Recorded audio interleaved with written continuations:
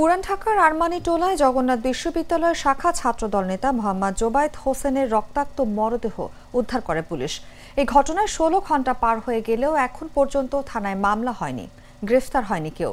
রোববার দিবাগত রাত 1টা থেকে নিহতের পরিবার মামলা করার চেষ্টা করলেও সোমবার সকাল 8:30 পর্যন্ত বংশাল থানায় মামলা দায়ের হয়নি। নিহত জোবায়েদের পরিবার জানায়, তারা জোবায়েদের ছাত্রী, তার বাবা মা এবং তাদের পরিচিত মাহির রহমান ও মোহাম্মদ নাফিস নামের একজনের নাম উল্লেখ করে মামলা করতে চাইলে বংশাল থানার ভারপ্রাপ্ত কর্মকর্তা রফিকুল ইসলাম তা নিতে অস্বীকৃতি জানান। পরিবারের সদস্যরা জানান, রাত 1টা থেকে সকাল পর্যন্ত থানায় অবস্থান করেও তারা মামলা করতে পারেননি। রাত 1টা থেকে 3টার মধ্যে মামলার খসড়া তৈরি করা হলেও ওসি উপস্থিত না থাকায় বিলম্ব হয়। পরে ওসি এসে আসামির সংখ্যা কমানোর পরামর্শ দেন। এদিকে হত্যার দ্রুত বিচার ও আসামিদের গ্রেফতারের দাবিতে শিক্ষার্থীরা বংশাল থানার সামনে আগুন জ্বালিয়ে বিক্ষোভ করেন এবং তাঁতীবাজার মোড় অবরোধ করে রাখেন। রোববার রাত 11টার দিকে ওই ছাত্রীকে পুলিশ হেফাজতে নেয় এবং দীর্ঘ জিজ্ঞাসাবাদের পর তাকে থানায় আনা হয়। তবে এখন পর্যন্ত পুলিশের পক্ষ থেকে আনুষ্ঠানিক কোনো বিবৃতি পাওয়া যায়নি।